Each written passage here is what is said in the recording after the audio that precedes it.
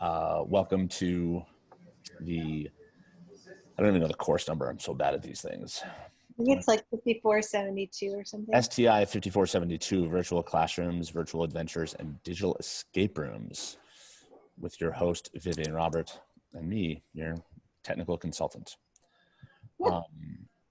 Say hi, Vivian. Hi, everybody. So glad you're here. You're supposed to say hi, Vivian. That's the joke, right? It was not funny. Sorry. All right. So what we're going to do is we're going to blast through a little bit of housekeeping first, just to kind of get everyone on board, and then we'll kind of go through what we're going to do.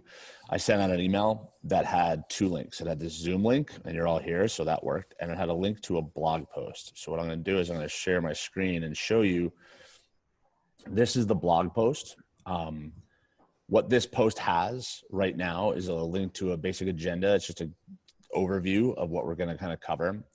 It has a link to a participant's project sheet. You do not currently have access to that, and that's fine. You will have access to it in a couple of days. I'll show you what it looks like in a second. This is sort of an ongoing working Google slideshow with a bunch of examples and sort of an overview that you'll have access to. The session recordings, I will be posting these. So like once this is over, I'll kind of clean it up a little bit and we'll post it. So then you can kind of go back to it and refer to it and jump ahead. So eventually this blog post will have 3 session recordings plus this agenda, and then the participant projects. What that's going to be, just to give you a sense of where we're headed with it, is this is a simple grid that what we're going to do is you're going to basically fill in your name. A number of you have taken my classes in the past, and we've always used a similar format. The project is either going to be a Google folder that you make with a couple of examples of each of the things, sort of in progress testing out. Or it might be like one of them, maybe you connect with one of these particular things we're doing and you're like, I really want to dive into that, and that's going to be my project. So maybe it's just a link to one aspect of what we do. And the notes would just be explaining that. It would just say, hey, this is a folder with a bunch of things I've tried, a bunch of things I'm experimenting with, whatever. So then eventually this project sheet is what is shared with Fran and Anne-Marie for them documenting that you are finished with everything. So everything essentially is going to revolve around this page. This Zoom link that you're on right now is going to be the same link for each of the sessions. And we're meeting for 2 hours today, 2 hours Thursday, and 2 hours Monday, with the idea being you will then do the other 6 hours worth of work in between these days. Cool. Did I miss anything, Vivian? Nope. Excellent.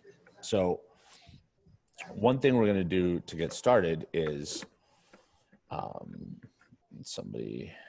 will post the blog post. The blog post was included in the email to everybody, all the attendees. So I know that this became, after Anne-Marie sent the thing out this morning, this became a big push. We went from 11 to 30 in a matter of a couple of hours. So there may be people who are on the waiting list who didn't get the initial Zoom link or whatnot. But the email notifications or reminders for this course will include both the Zoom link and the blog post every time. It's the same links, but I'm just copying and pasting the stuff each time we send it out. Cool. All right. So anything, Vivian, before we kick off this fandango? No, I think most importantly, I'm just excited that everyone is here. I think no matter what grade level you teach or what subject area, I think we all experience the challenge of trying to keep kids engaged and making spring e-learning as meaningful as possible for kids. And I found it very challenging, kind of just being thrown into the fire, so to speak, of having to do that work. And so I often found myself kind of picking Chris's brain and saying, I want to do this. I want to try this. Can you help me reach out to kids in a different way? And I think that kind of became certainly a goal and something that helped make e-learning more pleasurable for me and more pleasurable for the kids. And so that idea of learning to create environments, whether they're in classroom or digital, using technology to do that work and to do work that can transfer from the classroom to remote learning, should we have to go that way, became really important. And so that was why I said to Chris, like, let's give this a shot. Let's try this class out. So hopefully you're here to learn and do the same thing with us, because I think we'll have a lot to share with each other come the end of the class. Yeah, so I'm the technical aspect of it, and Vivian's the curriculum aspect, in the sense of she'll really be able to help guide and drive those questions of like where this fits in the classroom. I definitely approach it from the technical side, and I have sort of my approaches to like how this can work in new learning, I guess we can call it, whether it's e-learning or hybrid or whatnot. And then people like Vivian and the other Heathcote teachers on this will tell you, like, they're the ones who reel me in and go, yeah, but that won't actually work in my classroom. And then like we adjust. And so that's why this is going to be great to have like the classroom component as well as the technical component kind of navigating this. And to that end, I'll just say from a technical side, I think that, you know, we got at least the Scarsdale teachers got the email 5 minutes ago about us going back in a hybrid model. And I know that that's probably rattling in everyone's brains about like, how do we do that? I think one thing to do with these, and as we approach looking at these different digital virtual things, is we have to try to think to ourselves, like, we are nothing about what we're about to do is the same as what we have done, you know, because if we're going back, even if we're going back in person, it is most likely going to look nothing like in person was last September. You know, we're not going to probably have rugs and class libraries and meeting centers and things like that. It's probably going to be very dystopian, and rows and kids in little boxes and little squares and stuff, which is unfortunate, but I think it's a reality based on pictures that I've been seeing of other districts around the country who have already started to go back and already started to set up their classrooms. It's not what it was. So I think what you do is when you look at these different options and these different approaches, you think, okay, like I'm not going back to teaching the same way at all. The in-person instruction is going to be different than it was. The virtual instruction is going to be different than it was. It's all this whole new concept and idea. So that's sort of where I approach it, that this is not going back to normal in-person teaching plus asynchronous. This is like a whole new ball game where the in-person is vastly different than it used to be. So it's a lot of, and one of the best examples I always kind of go back to in my own head is the notion of the flipped classroom. The flipped classroom has long been a thing in high schools and a little bit in middle and less so in elementary, but the idea that kids do the learning at home on their own, watching Khan Academy videos and teacher creative videos and things like that. And then the work in the classroom is basically like answering questions about what they learned. And it's sort of like workshopping it in person where they do the lessons at home. I'm not saying that this is 100% what we're going to be doing, but I feel like that's a bit of a comparison, so to speak. Cool. Feel free to raise your hand or just unmute yourself and interrupt. I tend to ramble. Vivian will agree with me on that, as will the other Heathcote teachers on the call. But all right, so what we're going to do is let me show you my screen real fast, and we'll go through some of the base technical things. So this is the agenda. Just want to go over a couple of quick things, and this is really important, in that when you're using this stuff, and we're going to focus on the Google stuff. We're going to focus on like sort of Google Slides, because that's the Scarsdale backbone. That's also the Edgemont backbone. I believe somebody from Byram Hills is on this call. I don't know what their backbone is, but like, since we're Google districts, you really want to live in Chrome as sort of your place. And it's good to understand that, because a lot of times what will happen is, and I'm sure some of you experienced this in the spring, was kids or parents would say, hey, this isn't working. Why isn't this working? And when you start asking them questions like, oh, I'm on Safari, I'm on Firefox. It's like, well, that's why that's not working. It's not that Google Chrome is the best browser. In a lot of ways, it's really bad. Like, it does take up a lot of processor space, and it does eat up your battery life, and there are issues with it. But one thing to understand is that whether it's good or bad is irrelevant. It is the ecosystem with which we live, right? So when you look at these things and you look at things like these little symbols over here on the right-hand side. Those are your little extensions, you know, where things get pushed out. Things get baked into Google Chrome that even if you're using your Google account in Safari, you don't necessarily have access to or the same type of access to because you're using Safari or Firefox. So you really want to keep yourself in Chrome and push your students to stay in the Chrome environment, because that's going to keep everything contained and it'll keep everything functioning the way we have it built. Again, people, and I had these arguments with some parents about why Chrome was bad, and they gave me all the technical reasons. And I was like, yeah, you're right, but I don't care, because it doesn't, our system and our extensions and our bookmarks and our settings don't work with Firefox. So it doesn't matter. Use Chrome. So the quick down and dirty of this is you have these little extensions up here in the top right where you can install things like the Zoom extension for setting up meetings, or Cami, which is the Scarzell. We have that for like annotating PDFs and stuff. And that's what that's there for. The other thing about Chrome is the people feature. So I have all these different people. So I'm able to sign in as different people simultaneously. So like if I wanted to, I could jump over to like my daughter. And then you'll notice that, so I can restore her pages. So you'll notice that what this does is it gives me a totally separate Chrome window. So hers is purple. She has her set of bookmarks here, her set of extensions, which are totally different than my extensions and my bookmarks. Again, this is really important because if you are using your device and maybe you're sharing it with somebody else, or maybe it's a family computer, or in the case of your students, we are aiming to give every student their own district device, but we all know things happen, things get commingled at home. Chrome is really good because you can use this people feature to have two totally separate accounts on the device, and it makes them separate windows and separate users. One thing that people tend to do with Chrome, and this causes problems, is they'll go over here to this and they'll do add another account.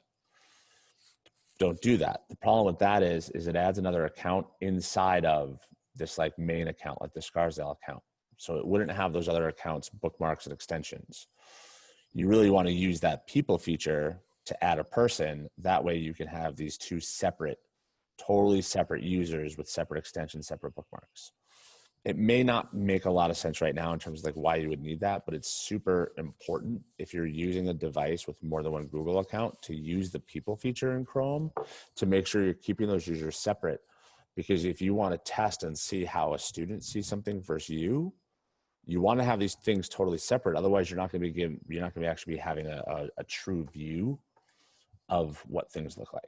And that'll be important when you're trying out some of the things you make, like whether it's a virtual classroom or an escape room, right? Because, and I learned the hard way, you know, you make something and it looks perfectly fine to you in your window because you have access to it. But then when a student tries, they may encounter difficulties. So it is really good advice, and it's purposeful to the work that we're doing here. Nicola, question. Yeah, so I found that out the hard way when students suddenly were like doing ed puzzles or Nearpods and their work wasn't saving, and I was telling them they weren't doing their work, but they were adamant that they did it. And then we realized, Meredith helped me figure it out, that they thought that they were signed in on their school account, but they were actually on the other one.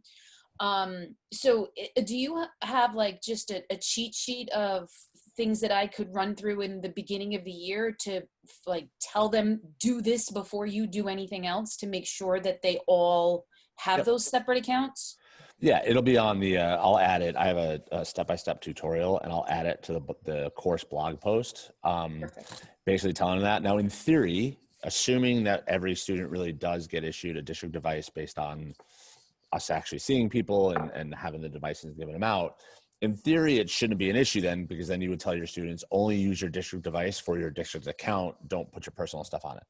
However, we all know how say one thing, different thing happens. But yes, I will add that tutorial to the blog post so you'll have it. Okay. And it works, and it talks very specifically about going through it. The one caveat to this, and it's in that documentation, but I always like to say it extra, is that on a Chromebooks are really designed to be shared. So a Chromebook, there's no easy way to switch like I just showed you, switching between me and my daughter. On a Chromebook, you got to sign out of one account and then sign in as another.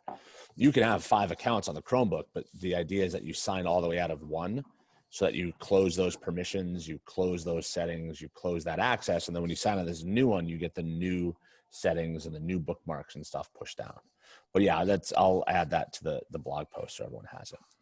And Chris, on an iPad, is it possible for a student to have multiple Google accounts signed into an iPad, one of our school iPads? Yes, one of our it iPads? is. And on the iPad, it's actually even easier because the iPad will do essentially the same thing by default. It has the, you sign into, let's say, Drive, right, with 5 different accounts. You'll only see one at a time. You have to manually toggle between the others. Whenever you add all those other Google accounts to that device, it'll automatically sign them into those same 5 accounts. And the thing is, Our district devices will allow kids to sign into personal accounts as well. not necessarily. I have to check. We're moving the iPads are being moved to a different management system. So we're moving them from Lightspeed to Jamf. Probably means nothing to most people, but it's a different management system with different settings. In the past with Lightspeed, we couldn't do that. I'm not sure about Jamf. I know we can restrict some settings for Google accounts on personal like computers with Chrome, but not all settings. So I have to see, but in theory, possibly, but it keeps it a little bit more separated where like literally when they open up one app on their iPad, they will be like, oh my God, this isn't my account. Then they just tap their head and switch to the other one. iPad does a better job about keeping those things segregated by default than just a computer does. Cool. Any other basic googly questions? Awesome. So now let's go to the purpose. Vivian, would you like to explain the purpose of this class?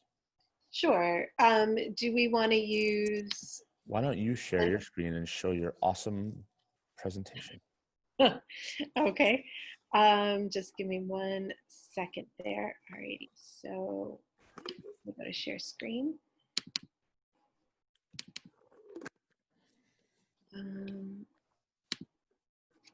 Alrighty, so everybody can see that, right? Let's do present. So, you know, and this is, as Chris said, on the blog for you. So if you ever want to go back and just take a look at it and let me do this, sorry. Review any of these things. Chris and I spent a lot of time just kind of talking about what it was we wanted everyone to get out of this. And the thing that we thought was the most important, of course, the first bullet was to help create learning spaces that are useful and engaging to kids, not just because we're doing remote learning, but that would allow connection and community, whether we are in class or learning remotely using the technology available to us. We wanted to show you some of the things we've done, share activities and options, look at, for some people, maybe possibly new platforms or sites, take a look at some projects and talk about how you might use them for the work that you're doing in your classroom. So things like a virtual classroom, escape rooms. We've done lots of like a choose your own adventure kind of thing.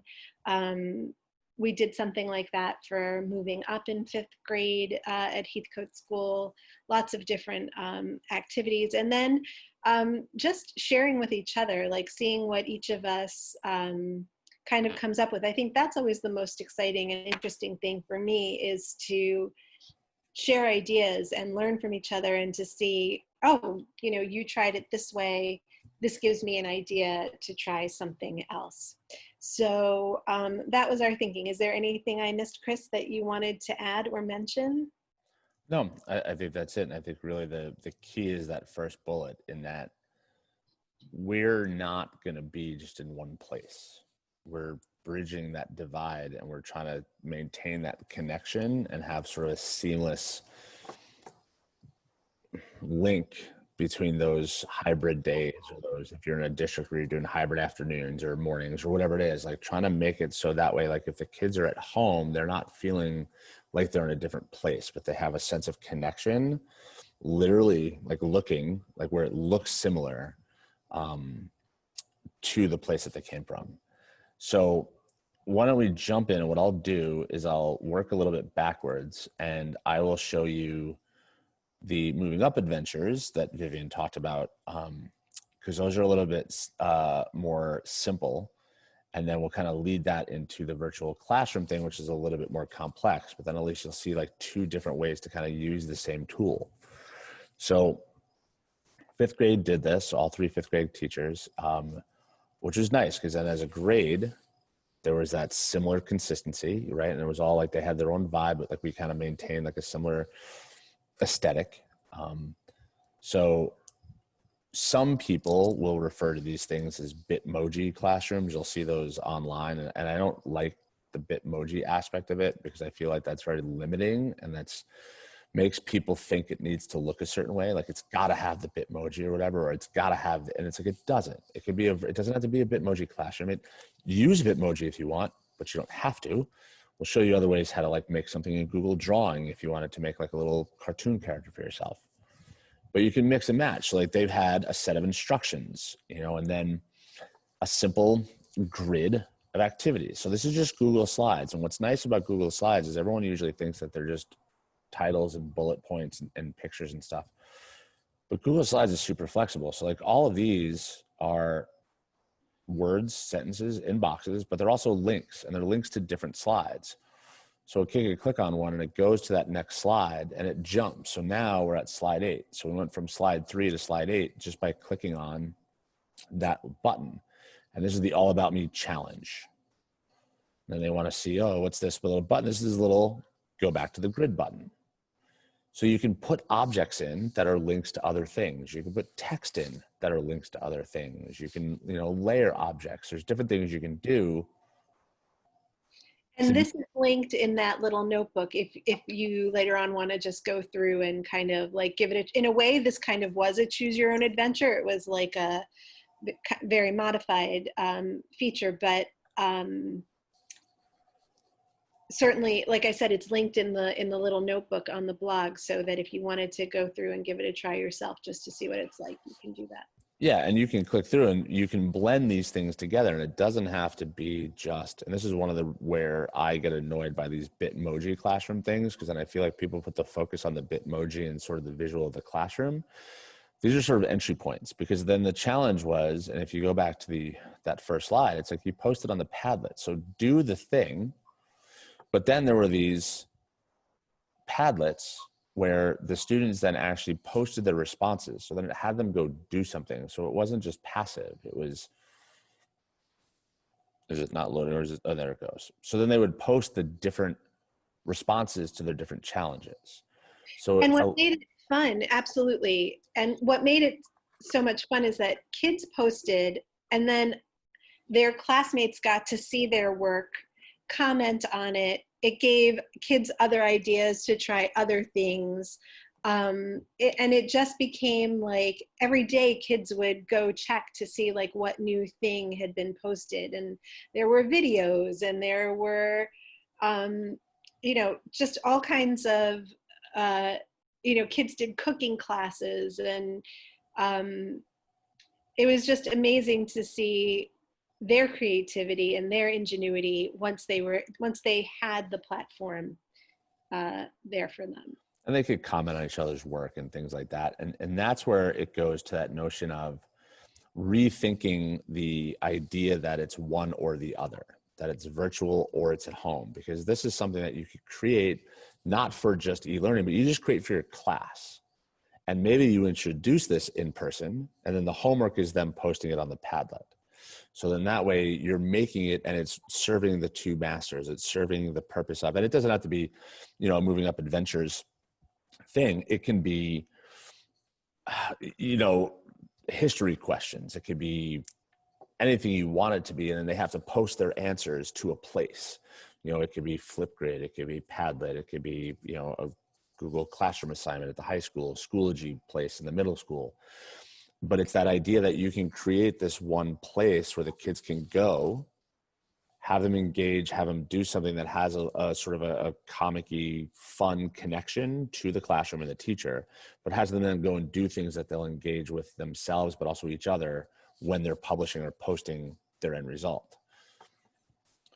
The higher end of this, the sort of bigger, is the actual virtual classroom. Like the bigger model of this is like where you actually create the full-on virtual classroom. And what I'm going to do is I'm going to show, if Miss Robert doesn't mind, I will share my screen, and then I will. Vivian, would you like to even Absolutely. So, do you know what, Chris? Let me share it just because. Okay, yeah, so you can drive, no doubt. Yeah. And then when you do share, don't go full screen on it, so that way people can see how it's just like a set of slides and how the different slides are all there, so you can kind of see a little bit under the hood. Because that's the thing about this. At its core, this is Google Slides. So if you're comfortable with slides, you can do this. Yes, there are some technical elements in terms of layering images and stacking things, but other than that, it's just a Google slideshow that is just, you're just bringing in different elements and different pieces. Okay, so let me go to, let's see, my drive, let me find my.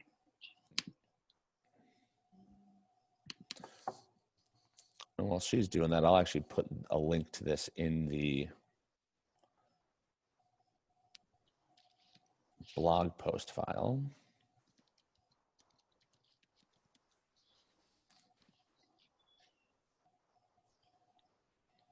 Alrighty. So this work really came out of a struggle. And I think all good things usually come out when you're like your most challenged or your most, when you're struggling the most. I think we were at the part of e-learning where kids were like, it wasn't exciting anymore. You know, it wasn't new, it wasn't, you know, cool, and they were tired of it. And frankly, I was getting tired of it. And I wanted to find some way to engage them. And so it was funny, I had seen this on Twitter, and I texted Chris right away, and I'm like, I need to do this. And he's like, what are you talking about? Like, you know, it all just came out in this rush of like, I want to do this, help me do this. And so I started by watching a YouTube video about putting this virtual classroom together, but it got so much, once I was able to explain what it was I really wanted to happen, it really became this kind of much more complete and useful tool. So this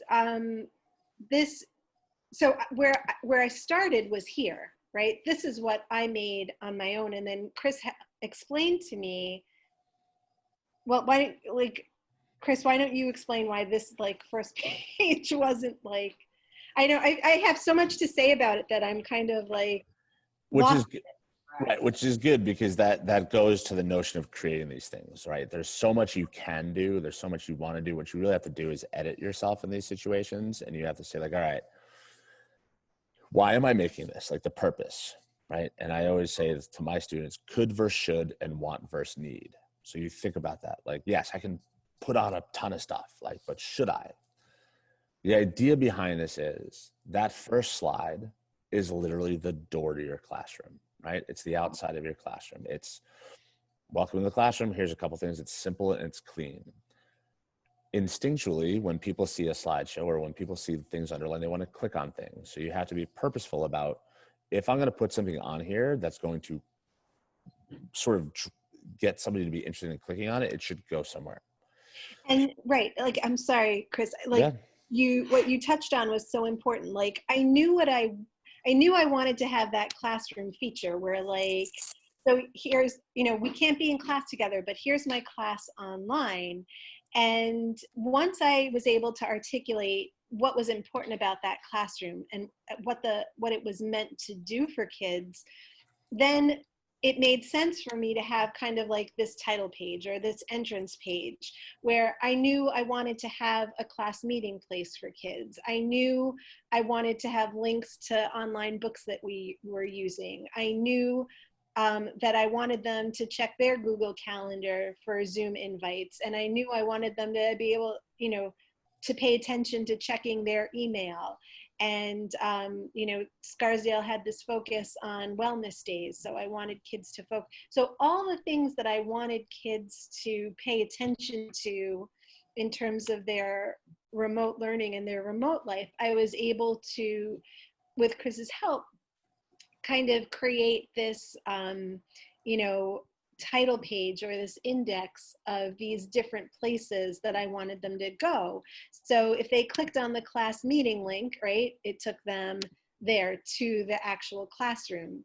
And in this classroom, they could click on these different either icons or links and look at the things that I might normally have in the classroom or that were important. Like when we started e-learning, all kids got was like this list of assignments for the week. And this is where like I was starting to lose kids and I was starting to lose interest. Like it was just so much on a page, because there was so much work to do and it was hard to assign it to them in a way that was clear and concise, but that actually made them want to access it. So creating this classroom kind of, made it interesting for them to find the assignments for the week or the math puzzle games, or here, a math lesson board where every math lesson I made for them or that we made as a 5th grade together, they could open and, review and just have it there whenever they wanted to look at it. And the notion that we're looking at it, so you see all the pieces, and we're going to build one in a minute. Everyone's going to start building one. I'll show you how to build one. But the idea is that they'll look at it in the present mode. So click present. So what you want to do is you want to make sure that they're only sort of clicking on certain things, because if they click anywhere, it's just going to take them to the next slide. So that's why you kind of think purposefully about what are the elements I want them to focus on, like the calendar, the mail, whatever, the meeting centers, whatever it is. Because if they just clicked anywhere on the page, it's going to go to the next slide. Now, there are certain elements here that should be here. This goes to that could versus should, because just like you would train your students to come into your classroom and go to their seat or check their mailbox or go to the rug, whatever those procedures are that you work with students for those first couple of weeks, it's the same idea with this. So in this new learning environment where we're 50-50, whatever it is, where we're kind of mixed, the idea would be you might create something like this, but you would use this in class also. Like this wouldn't be just for the e-learning portion of your teaching. This would be like the foundation for the whole thing. So if kids are in the worst dystopian model in rows, in little boxes in the room in front of you, and no one's talking to each other, no one's touching each other, everyone's 6 feet away, they essentially could be going through this virtually, but in front of you. So that way you could help teach them how to navigate it. You could teach them what to click on, and then they can even give you feedback about what makes sense. So for instance, the dog is there for a reason. Do you want to say something? No, I was just going to say, like, what we're teaching them are our own models and our own platforms, our own structures in class, so that when they are without us, like, we're kind of teaching them to be more independent, so that when they're not with us, they can do all of this on their own, and do the work that still needs to get done, even if we're not together. And go to the next slide real quick. So the idea is that you say, all right, if we're going to try to blend and carry this over between the two places, we're going to use this physically in class as our jumping off point. It's the do now or whatever. So then that way they understand it, have questions about it in person, and they're using it in person, and you're helping them and giving them extra information. But then when they go home, they're still going to go to this, but at least then they have an understanding of how it works and how it functions. And to that end, you look at this and you say, all right, there's a bunch of stuff on here, but everything on here should be with purpose. So there's the board, right? It's the front of the screen. There's the bookshelf, but there's not a ton of books on there. There's just a few, because in theory, each one of those books is clickable. So you don't want to have a million books on a bookshelf, because then there's a million books to click on. Right. So at the time this was, from the week of April 21st, we were in book clubs, right? So we had 5 book clubs. These were the 5 books kids were reading. And if you click on it, it would take you to the Padlet where they were supposed to be doing that work. So this was the Harry Potter book club, and they could post, you can see they were posting their. And this is, and Nicola, we'll get to you in one second. This is where it's that blending of the in-person and the virtual, because you notice that when you clicked on it, it popped out a new tab. That's a lot easier to sort of walk them through and explain how to use that when you're in person. You can kind of have them, you can watch them do it. They can watch you do it. But then that way, when they go home and do it, they understand that it's going to launch a new tab and they have to do something different. It was, we got it done, but it was tough to sort of teach that virtually, because it was kind of tough to explain to kids that the weird thing popping up is supposed to.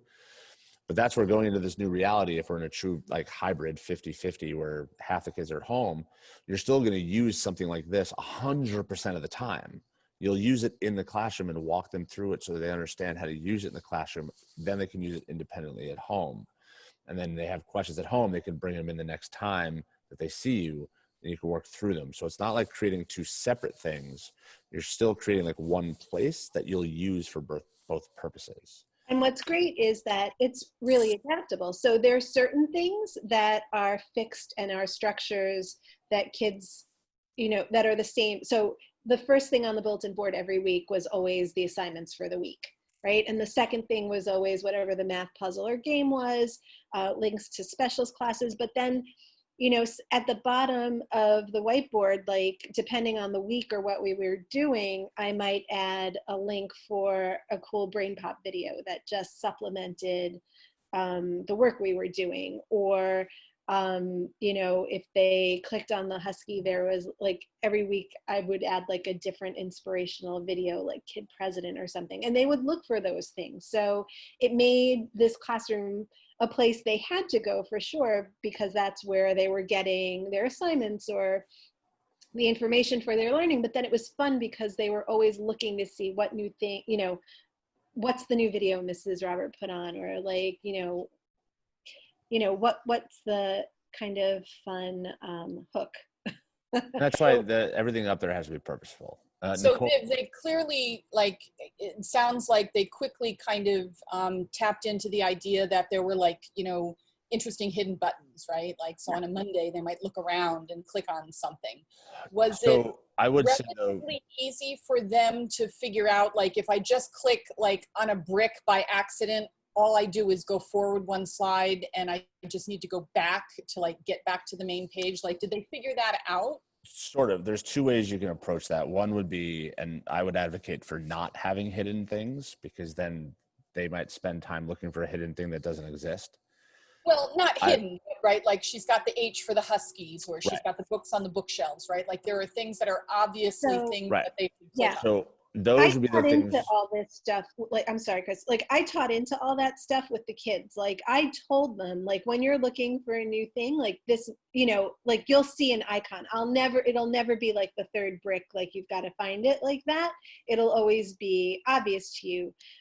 They got the link in published to the web, right? So that the only way for them to get, right, Chris, to get to the. Yeah, but then what you do is that's what the dog is. So the dog is that breadcrumb that always takes you back to the rug, essentially. So no matter what slides you're on, and we'll show you how to drop those little nuggets in, or just like on those moving up adventures, how there was that little button in the bottom right corner of every slide.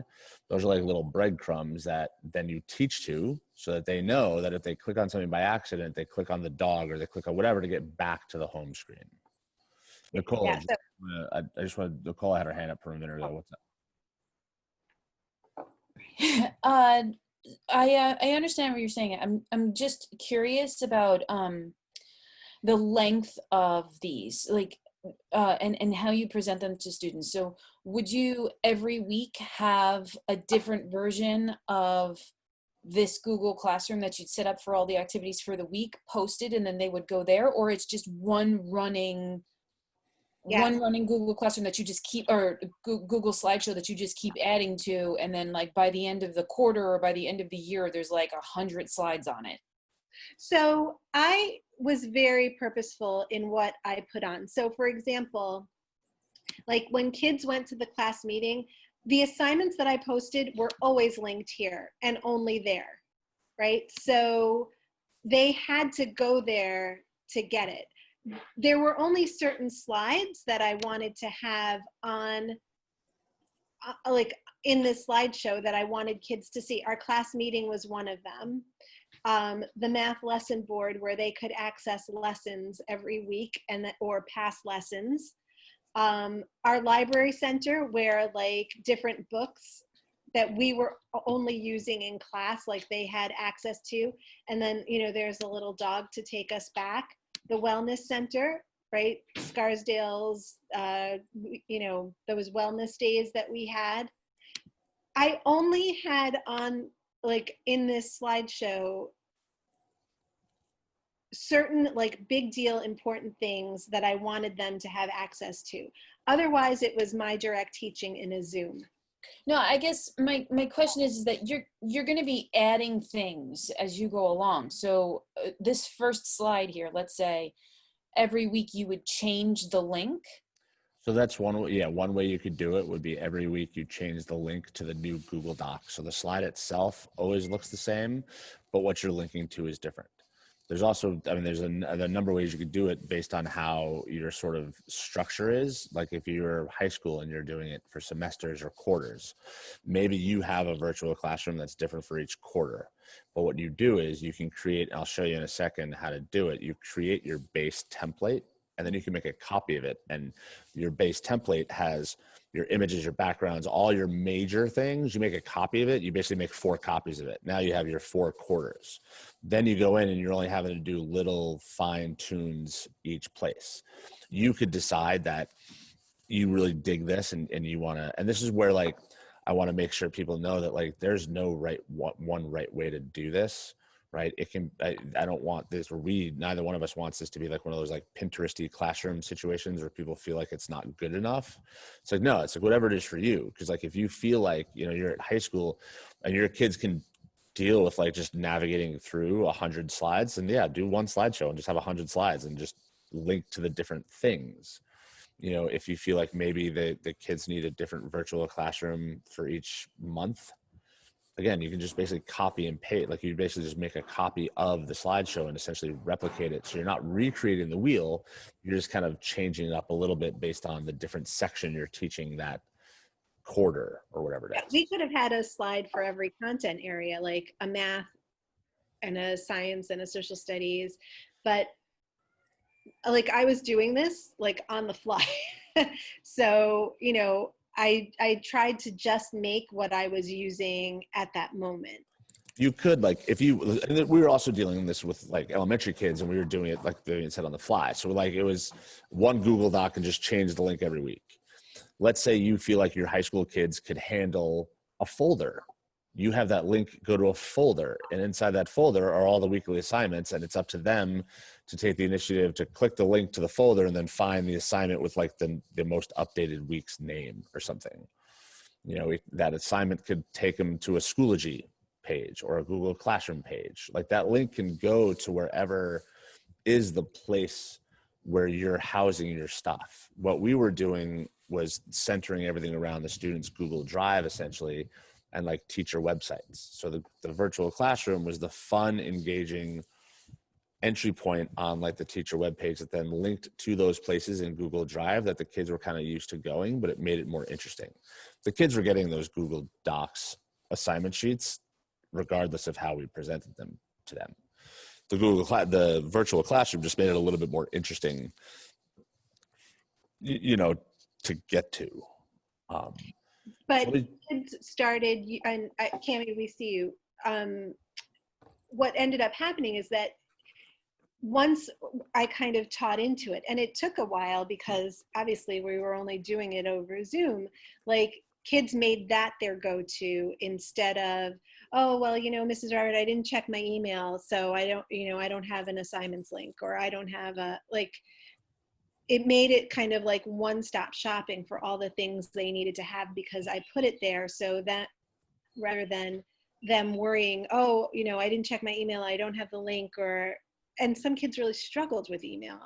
It just made it an easy place for them to go. And the thing about this, and then we'll get to you, Cammie, is that when you're thinking about building this, build this, or maybe you think that you don't want to build it, and that's fine too. Build it for you, and it's not like how you would work with your kids. Like, it's not necessarily something extra because like if that link is talking about go check your email, it's just literally directing them to their email. Like, it's not something extra, but if the kids like that visual and that initial entry point, it just might make them more motivated to go to that other place. So it is a little bit extra in that you're building a centerpiece, you're building like a main focal point, but it really just links to other things you already have and already use and have already created. You're just putting kind of like a nice little fun visual on it. What's up, Cammie? That was the biggest appeal of this for me, is that, in real life or virtually, kids are like, where do I find that thing? It's disappeared in Google Classroom. And so my question is actually about that, other than just the 3 buttons and move this to the top.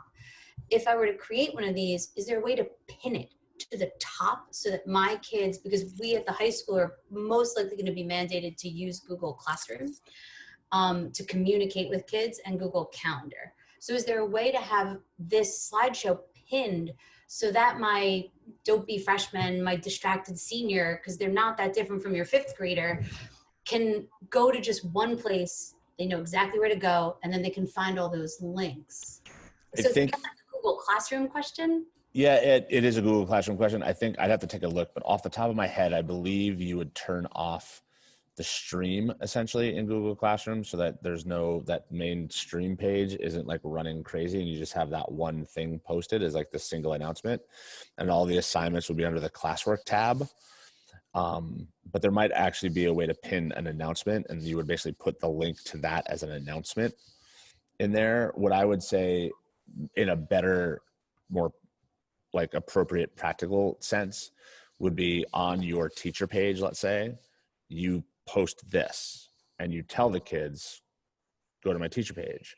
Teacher page has 2 items on it. It has your virtual classroom and a link to your Google Classroom, and that's it. So when they go to that teacher page, they see the virtual classroom, they see the Google Classroom, and it's all right there, and it's still in that same spot. I'll do some digging before Thursday and tell you exactly how to possibly do it in Google Classroom. Cammie, if you break down your assignments into different topics, and you just, how you can group all of your assignments together according to a unit or a topic that you're doing. Right. If you just no, I know how to do that. Yeah. But then you have to move it to the top. Oh, right. And then it gets, I guess my announcements If you create a new one, it's kind of, it goes to the top, so you have to like move the old one to the top. Cammie, can you just have them bookmark it on their? yeah, they could bookmark it. I Like, mean, you can schedule have it on there. things. I mean, it's one of the downsides of Google Classroom. And I'm not a huge fan of Google Classroom for some of these reasons, which is why I would say, like, yeah, you could do things like schedule it so it always pops up first. You could do things like just repost it. But the issue becomes when kids start chatting in the stream becomes this like massive sort of distracted thing. Yeah, there's a few ways to do it. Let me contemplate. But what I want to do is we're almost on the first hour. I want to make sure we start delving into the nitty gritty of how to create this. I'll have some Google Classroom answers for next time, but here's the down and dirty of how to do this. So what you guys are going to do for this, and then, oh, I'll show you this real fast because this is super rad. I didn't mean to show you this right now, but this is like another version of the Google Classroom. This is a friend of mine shared this with me. It's a virtual art gallery. So they actually had this set up where like the kids will go around. It's the same premise. So it's like an art gallery. You can go to the different wings. You can go to the lobby, like middle school wing. And then when you click on the actual art, you can actually see like the kids' names and stuff and like what they did. And so that's pretty fun. So this is like the same type of idea where you could, a high school wing. So it's fun because you can use it for different purposes. It doesn't just have to be a classroom. You can use it to have different engaging pieces that connect that in person with the virtual. So the down and dirty is this. What we're going to do is you guys are going to go to your drive, and you can do this now if you would like. I'm going to jump into my folder, which I thought I had prepared already visible, but organization is not my strong suit. All right, so this class is 5472. So what you guys should do is somewhere in your folder or in your drive, don't really care where it is, you're going to make a new folder and you're going to call it STI 5472. That's going to be the start of what's going to end up becoming the project, right? We're going to do a couple of things. You're going to keep it in that folder. Now, after you make this folder, the first thing we're going to do inside of that folder, so essentially we're going to have a bunch of stuff inside of this folder that's going to become the various pieces of the project or the full project itself, depending on how deep you dive into one of these. So once you have your folder, inside that folder, you're going to make a new Google slide.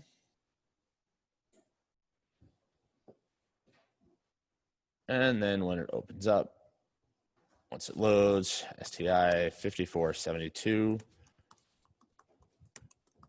call this one virtual classroom. So everyone should have this in their drive. They should have an STI 5472 folder that you guys are making for yourselves, because that's going to be the main project thing that you're going to do. Inside of that now you have a Google slideshow called STI 5472 virtual classroom. So everyone will have the same couple of files.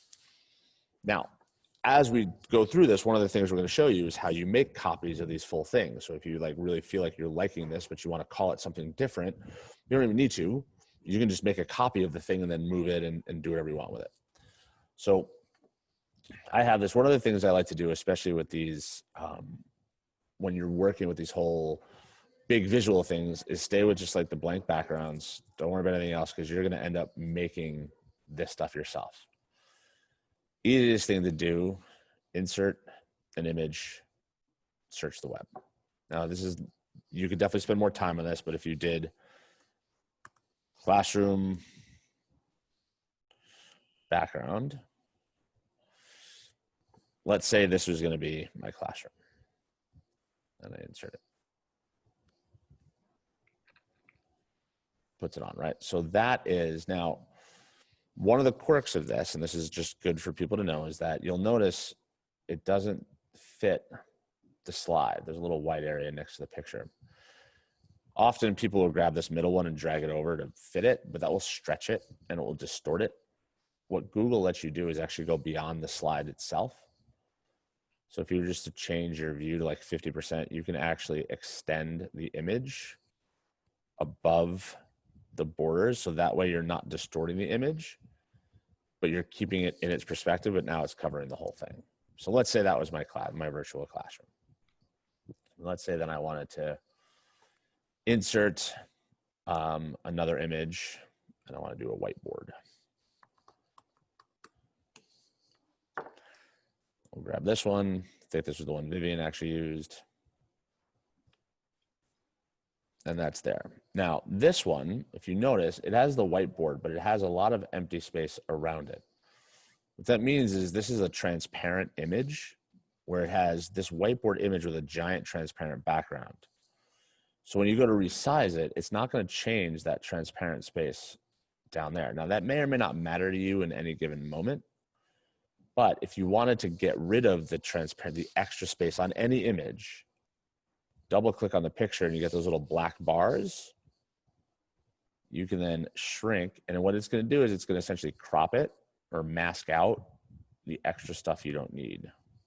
The reason that's good to do is that if you link an image to another slide in your slideshow, and like that extra space overlaps onto another image, like you won't see the overlap, but it can affect your links if you're linking things. Yeah, you want to make sure like when you're linking things, you're only linking those very specific things. So like Right. now, if I wanted to, I like putting shapes in because shapes are text boxes.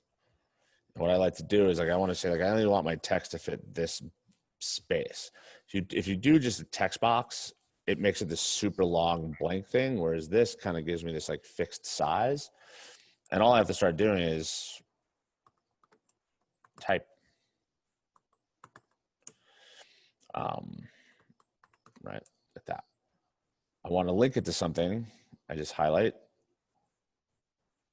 and I click my little link button. Now right here, you could paste a link to a Padlet, a New York Times article, whatever you want, or it says slides in this presentation. Right now, slide 1 is the only one we have. Eventually, what it'll actually end up doing is if you make a bunch of new slides, now when you come over here and you go to link it, it actually gives you next slide and last slide is almost like back and forward buttons, as well as the actual slide numbers of the individual slides. What you can do too is, let's say I want to have this be my home page.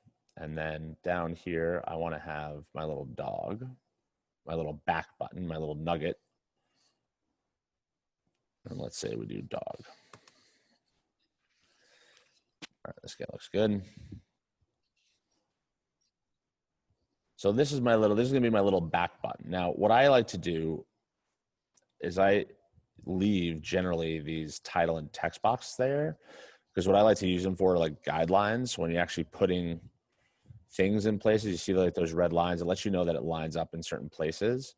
So I like leaving those boxes there, because even if I wanted to bring it down to the bottom, let's say I wanted it to be way at the edge, because I want it to be like a footnote almost. It's a little bit tough to see, but I have this little like blue line on the right-hand side of that dog image, a little top and a little bottom. It's telling me that that image is now basically from the bottom of the slide to the bottom of that text box. It helps with alignment and sort of like layout. I now can click on this guy and link, and I can link him to slide number 1. So now if I was in present mode and if I was here, I could click on my dog and I jump back to slide number 1. The real fun. Yeah, I was just going to say, like in the virtual classroom that I had created, every slide had a dog in it. And so the kids knew if I ever wanted to get back to the first slide that had like, you know, that was kind of the table of contents, all they had to do was click on the from a dog to get there. And what's cool about the dog is if I copy this dog as my little nugget back and I paste him over here, it'll paste him in the exact same spot because that's where he was. But I could move him and he'll still retain the link. I can even make it bigger.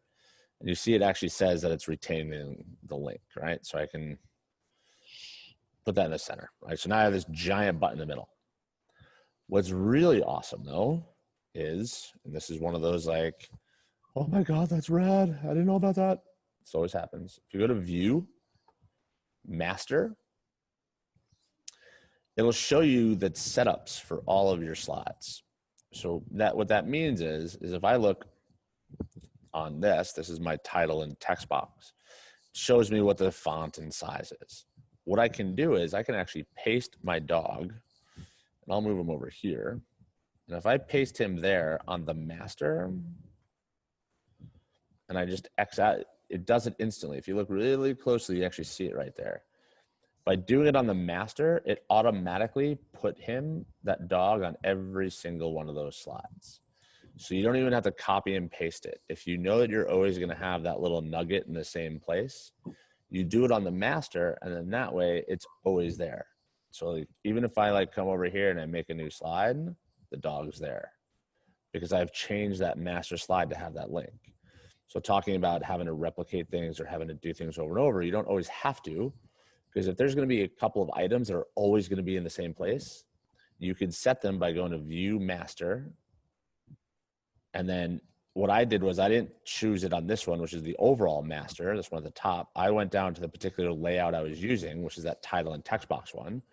So that way it only adds that dog to the title and text box. If I were to add a new title slide, the dog's not there. Now, if you wanted it on every slide, no matter what you were doing, you just come up here and you paste him in. I can stick him in the middle. And then every single one of my slides now has the dog in the middle. Same. Now this one doesn't because this is over it, which leads me to the next important thing, which is this. If I paste that on, it's over the top, right? It's covering that dog. You may have other elements you want in there. What you do is, and then I'll copy this guy again.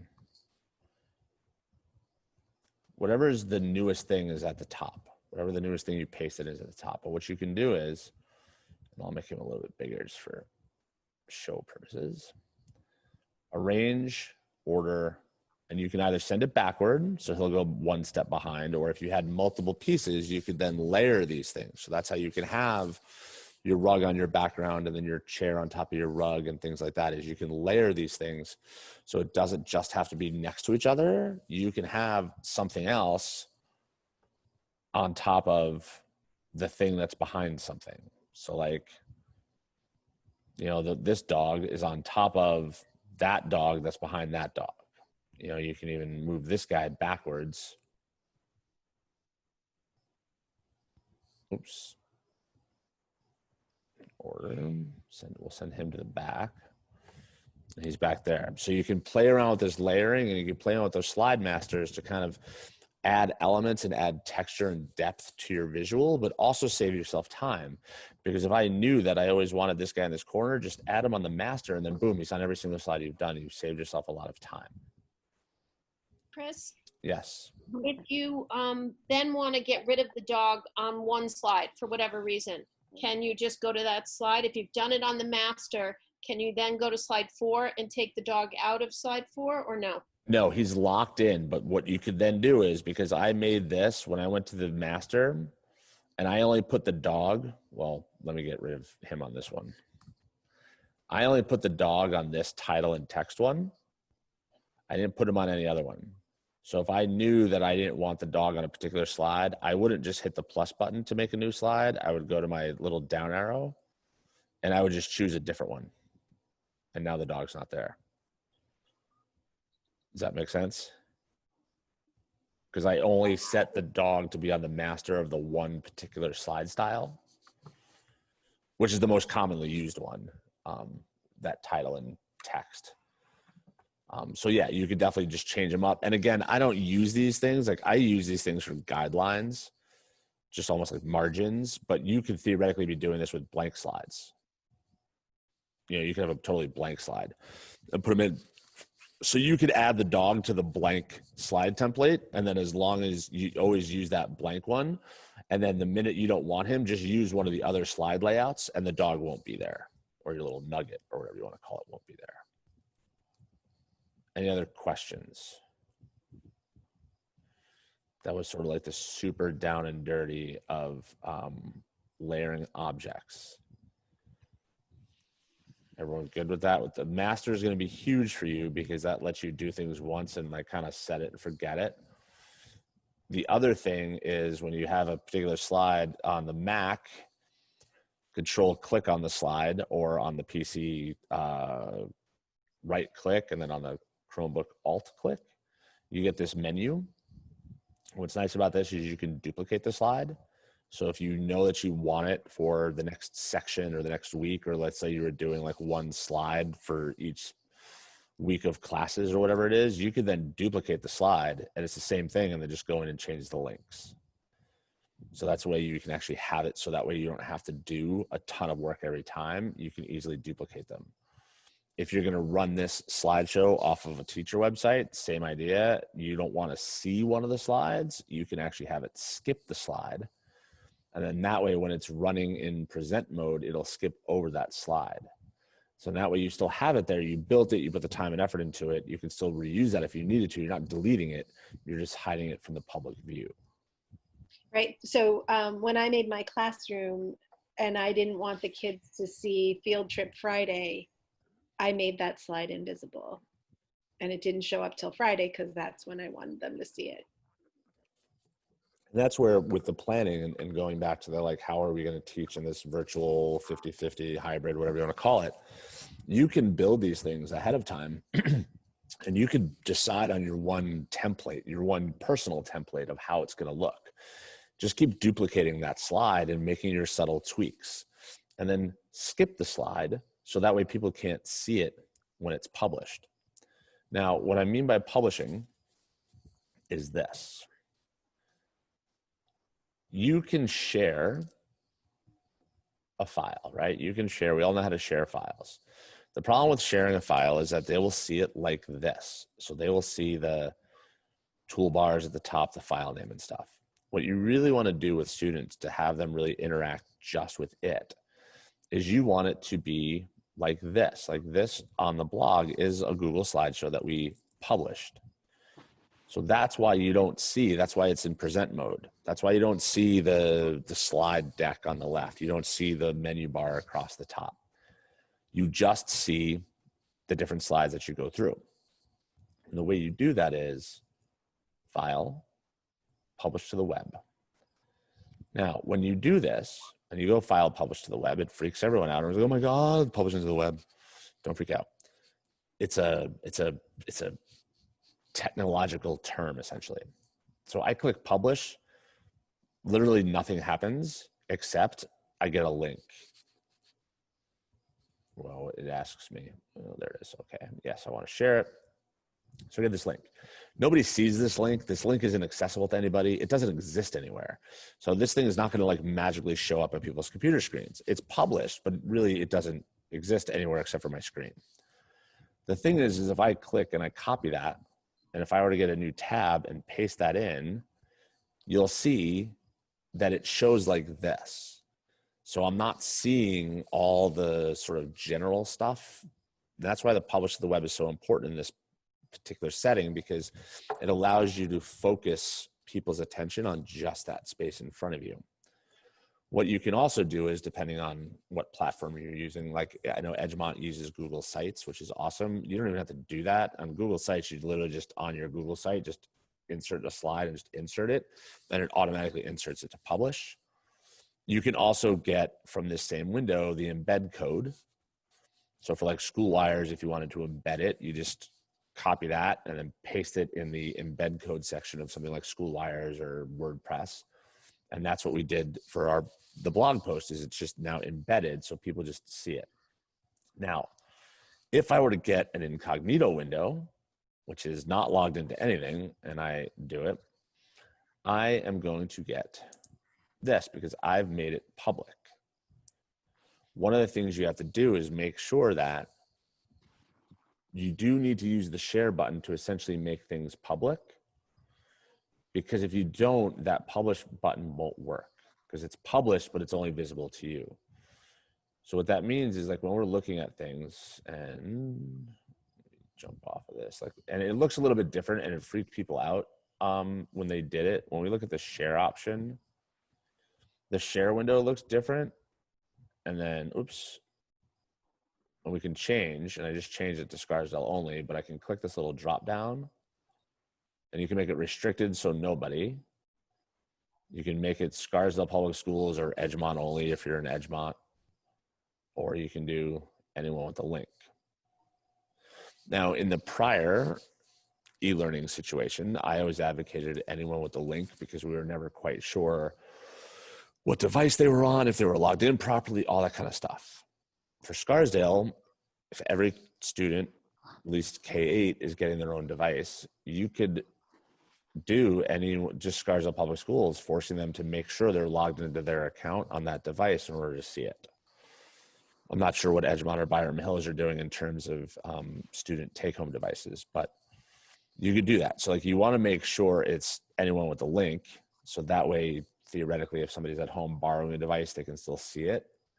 But if you wanted it to make sure that kids are logged in to see it, you would just do Scarsdale Public Schools and then done. And then that But way Chris, won't they, depending on what you have linked throughout the virtual classroom slide links, if you've got a link that goes to like a homework assignment that's a Google Doc or something else, and those sharing permissions have to be set similarly, correct? Mm-hmm.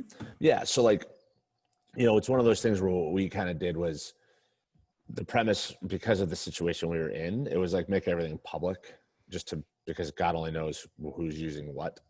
But now that we're hopefully going to be a little bit more structured, yeah, I would just make sure that, and one way you can do that actually, and the easiest way to do that is if you wanted to in this, let me share is just I would try to organize your stuff in a single folder, because like this right now is in my STI folder, right? If you had this and if you made this folder. Yeah, if you just share the folder with them, then you're good. And then everything that goes inside the folder, like right now, it's only me who can see this, right? But if I change it, I can make it Scarsdale Public Schools. I can say done, and then every single solitary assignment I put in here, and I put every related document inside this one folder. Then you don't have to worry about permissions ever, because it takes all the files in the folder will take on the permissions of the folder itself. Mm-hmm. Now that would be really great for like middle high school, you know, if you're doing sections, you know, a particular section or, you know, quarter, whatever, you can have a folder per quarter. And what you can do with these is like, let's say, and I'll just share this again. Sorry, I was in there. When you're doing this, like, let's say you wanted this to be used again, you just click on it and then either control click or alt click on the file, and you can make a copy. And then what that'll allow you to do is then it essentially makes a copy of the file with all the links, all the images, everything. It's just called copy of. And if I wanted to move it to my next courses or my next sections thing, I literally just pick it up, drag it, and I pull it out to the above folder. And then what'll happen is it'll disappear. Assuming I did that right. And then when I come out here, it should show up. I don't know why it's not moving, but you can also do control click and you can do move to, and you can move it to another folder. If I want to move it back here, just move it there. Say move. So now that one's over here and it's a copy, and I can call it section 2 or quarter 2 or call it whatever I want. So that's why when you're doing these things, you think a lot about the purpose and your structure, and like how can you kind of make one baseline structure that you can then replicate and copy and duplicate for multiple purposes. Did I miss anything, Vivian? I don't think so. I mean, I think to me, and you know, I know everybody works differently. What helped me and what was super important was just kind of figuring out, like just on like a piece of paper, just planning out like what it was I wanted to accomplish with that classroom, and what were the important things. Like I wanted my kids to be able to like have that classroom space, access assignments, access ebooks, so I just made sure that if those were the 5 things I wanted them to be able to do, then those were the 5 things I built into the classroom. Cool. Questions? So now let's do this. Has everyone made that folder? And does everybody know how to add, like, if you're interested in adding a Bitmoji, like, does everybody know how to do that? Why don't you do that, Vivian? Why don't show us the Bitmoji? Because I am anti-Bitmoji, but that's just I me. know you are. So, I'm a curmudgeon. oh, he was so cranky. I can't tell you. Like, I had to go figure it out on my own. All right. So if I go back to, all right, that's not, yeah, let me move you. Okay. So what I had to do was, so I had a Bitmoji, you know, I had an account on my phone. So what I had to do was I had to go to the Chrome extension and find Bitmoji there and add it. So do you want to show them how to do that? I'll show that later. You keep rolling with your Bitmoji goodness. Yeah, so if I wanted to add, like, you'll see like my Bitmoji on this page is different than my Bitmoji on this page. So like when I wanted to add one, right? So like once I had the extension added once I had the Google extension, like I would actually look for, you know, sitting, right? And well, not the toilet one, but like, you know, you would have to, you know, find one that's appropriate and, you know, click on that one and like drag it in and then like, you know, you would have it there or delete it. So, you know, so for graduation, like when we were doing the moving up, you know, I just kind of would type in what I was looking for, and that's how I found that one. So it was a useful tool. I liked using the Bitmoji. The kids liked it. They could relate to it. They all had their own Bitmojis on their phone, you know, because they were fifth graders and stuff.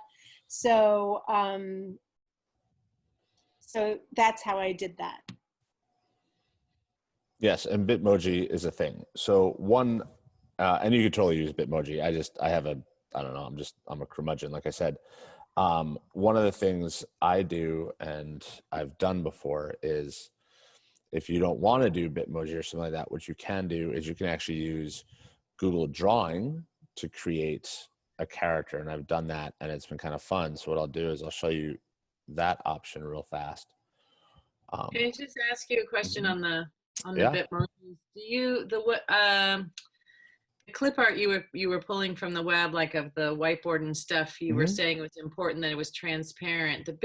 Are the Bitmojis transparent? Do they layer easily? So some of them are. So like the sitting one is transparent, and then but some of them that have like those white backgrounds or the cap and gown background or whatever aren't, because they're just those pieces. But the ones where it's just like the person standing there like thumbs up or whatever, those are transparent backgrounds. So they do layer very easily. And you can edit them, like, you know, if like for one of the moving up ceremony or for one of the moving up adventures, like I found a Bitmoji that I liked, but it had like this, you know, other image part of it. I just cropped it out. Okay. Got rid of it that way. And there's no easy way inside Google Slides or Google Docs to make something transparent, right? No, you can't. There's a website. You have to search it. When you search it, you add transparent to it. So for example, like when I was looking for a rug for the classroom, like, you know, I typed in, you know, small rug transparent. So there's a few things, right? So there's a couple of websites that will allow you to remove backgrounds from things and make them transparent. You can use like Preview to make things transparent. You got to be a little bit careful on like the general web searches though, because, and I'll show you why, just because something is labeled transparent doesn't make it transparent. So if I make a new Google Drawing, when I look at this, and we'll call this STI, whatever, I don't know what the name of this class is, but so when you look at this, you see that there's these checkerboard boxes, right? Those checkerboard boxes mean this background is transparent. So what that means is if I take these shapes. And if I take like a shape here, and if I put one here, I don't know, let's say I put one there. I have those, and I'll make them look good because I'm sort of OCD. Now, if I were to download this, when people make pictures, pictures generally are JPEGs. JPEGs are not transparent. PNGs are transparent. What I'm going to do is I'm going to show you the difference between these two things. So I'm going to download this as a PNG. Sometimes what people will do, and it's a huge pet peeve of mine, all Heath Code teachers will tell you, is people will take screenshots of things. And that irks me to no end. Because somebody will take a screenshot of this, and then because it has a checkerboard background, they will think it's transparent, but it's not. They just took a picture of a checkerboard background. When you actually look at the image, close this one. When you actually look at the downloaded PNG and you open it up, it will appear gray, but it's actually transparent. What that means is when I come over here to this, if I were to drag this on here, that checkerboard is now literally just transparent spaces in between my boxes. I don't see them. If I were to drag that screenshot that I took,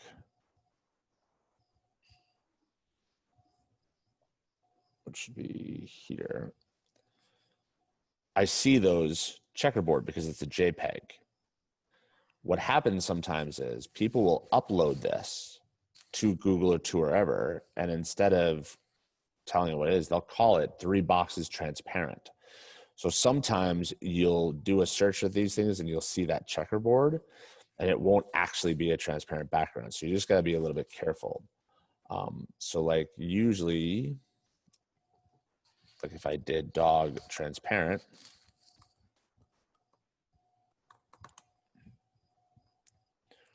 so like if I click on this guy, let's take a look and see if he actually is.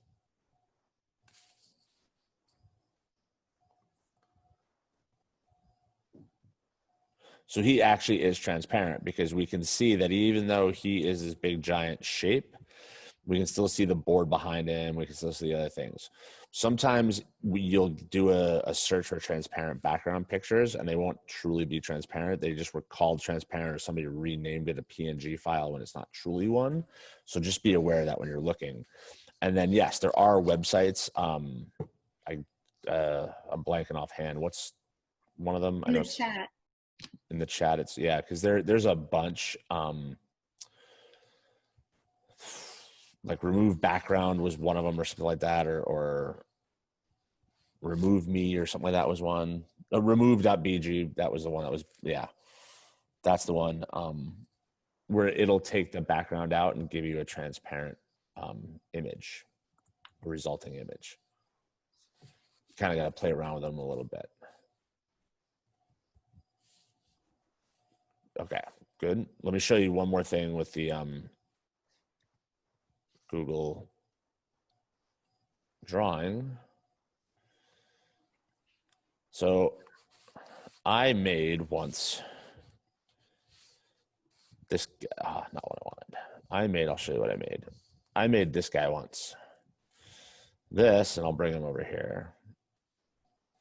This is me. This is my version of an emoji. I created my own comic book character. And I created this comic book character for myself, and I've used him in class things before. And I created him in Google Drawing. This guy is 100% shapes. There's nothing else on here. And what I did was I made all these shapes and then I grouped them together. So if I were to deconstruct him,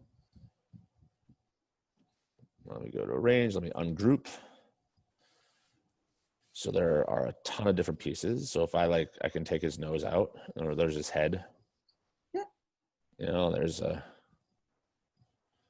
it was just layering things on top of each other to create this character. So They're my like tie, a potato head. yes. So my tie is literally just like a bunch of triangles stuck together. So you can use something like Google Drawing to create this. So like the quick down and dirty of this is, and this is also good just from a creation standpoint to sort of understand how some of this layering goes, is if I copy and paste this and put it here, Google doesn't allow for an eraser tool, and Google literally has just front and back layering. But you can play around with that and you can make that work to your advantage by adding a third one and putting it right over the space you want covered. And then you make that line transparent. So now that third shape, which has the same color fill as these two, is covering up essentially the line. And that's how you can break up that line. And then you can always tweak it, something like this. So this is where, like, when you're doing these things, you're creating these virtual spaces, you won't have in Google Slides or Google Drawing the same like pencil and eraser tool that you will in other things. You have to use those layers to your advantage, or you have to use them to get what you want. And literally that's just a matter of coming over to this pencil. And if I did a line on it, then the line is there and I see that I have this extra thing. But if I take the pencil and I make it transparent, I can hide. And that's how you can create objects that don't necessarily exist by default in Google. Now, Google Slides has all the same functions in terms of shapes. Like this shape right here, I have all the same functions like the pencil, and the fill is the color. So I can change the fill color to be something different. It has all the same features. I like using Google Slides if I'm creating just a simple image, because it lets me like hide the noise of everything else. I can just come over here and I can create my, I can create my guy, and then I just highlight my whole person, and I go to arrange and group, and it then takes all those like 25 different elements and it makes it one piece that I then can copy and paste and move around. But you have the same functionality and the same ability to mess with pictures and mess with objects in Google Slides that you do in Google Classroom, as a way to help better create that virtual environment that you're looking to create.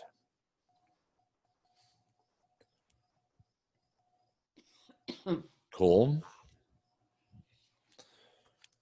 So now I was thinking this, unless Vivian has a different idea.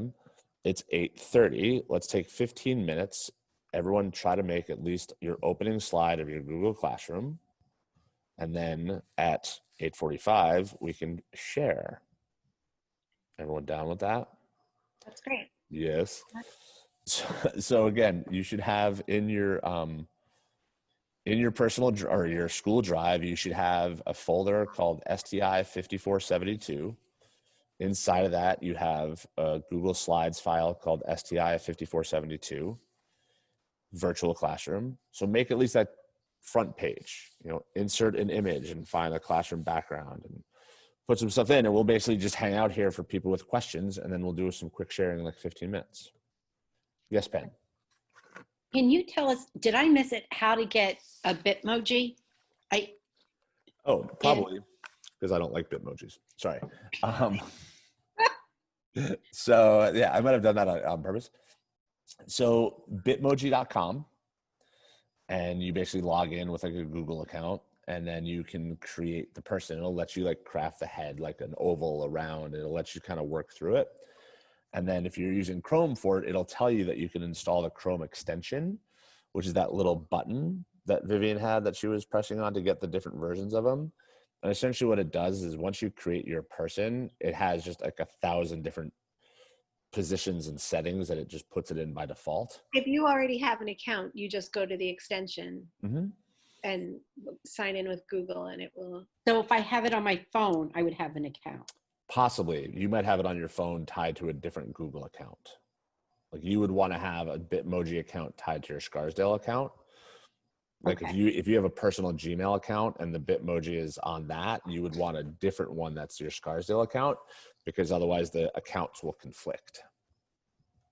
And am I correct in understanding that you have to have the app and go to Bitmoji and create the account and the Bitmoji. You can't just do it on your computer in Chrome and through the extension or the website. You actually have to do this via an app. I can't create an account, a Bitmoji account, and create a Bitmoji identity on my computer. I need to do this either through my iPhone or my iPad. Yeah, I think so. Okay. Like I said, I don't use them. I'm not, that's a personal preference on my end, but yeah, you probably just have to do it on your phone first. But it still applies that you would have to sign into it with like your Scarsdale account in order for the extension in Chrome on your Scarsdale account to pull that Bitmoji in. Does that And make if sense? if I'm not seeing that little icon extension, that means I've No, done something you wrong. just go to the Chrome web store. So if you were to Google, just get a new tab and Google Chrome web store. And then when you go to the web store, it gives you all these extensions. You can just search for Bitmoji and it'll allow you to add to Chrome, and it'll add that extension to Chrome. So then you'll have it available to you.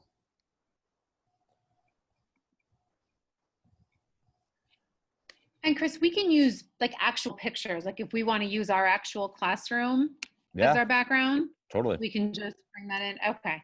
Yeah, and that's a great point. Like what we did, like Vivian did that whole like front door thing because we were virtual.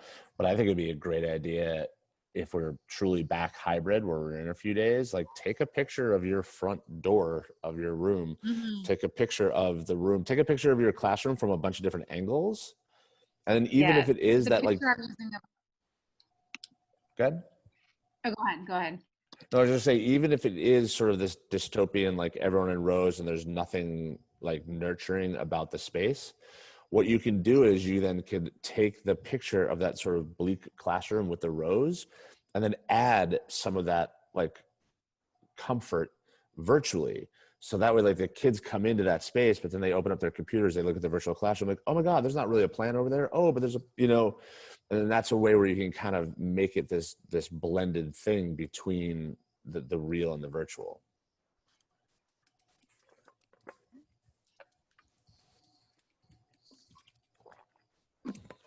All right, 10 minutes. Make yourself some shout out technical questions if you need to.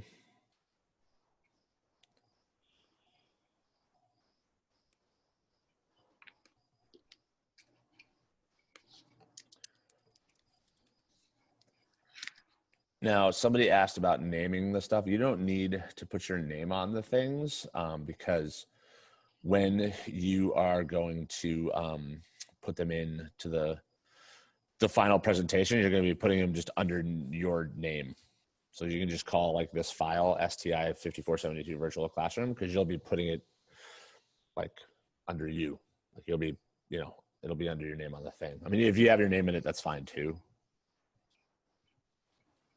How do we add the posters to the classroom? Like, you notice how you have all the quotes in the back? How do we add that? So those will be additional images. So Vivian, you want to? So yeah, sure. So if I go back to the classroom for a second. So really what I did was for this, it was actually, I had this on my phone and I liked it, so I sent the picture to myself. And I just copied it, resized it, and dropped it in here. This is actually a website. It's called The Kids Should See This. And I just took the banner of the website and again, copied that and resized it and put it in here with the link, because there are just so many cool videos for kids to see there. So that's how I added things like posters, that kind of thing. There's like in the first version of this, or like earlier in April, I had like a favorite poem that I had shared with the kids earlier in the year, and I had that as one of the posters. So a lot of times it was just photos that I resized and added.